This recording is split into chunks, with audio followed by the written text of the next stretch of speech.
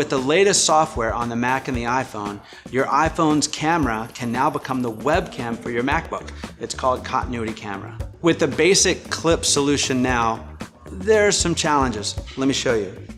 Okay, so this is Continuity Camera, but when it's connected to your MacBook screen like this, it is dependent on the angle of your MacBook screen.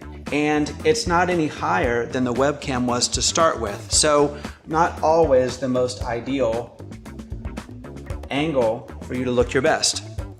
But we have a great new idea. We have an amazing product called HoverBar that we typically show you holding iPads, but it also can hold iPhones. So you take your iPhone and you put it in the HoverBar clip, rotate it 180 degrees, and all of a sudden, HoverBar becomes the perfect continuity camera stand. Now, your camera is at eye level, which is your best angle, and it also is completely independent of the MacBook screen angle.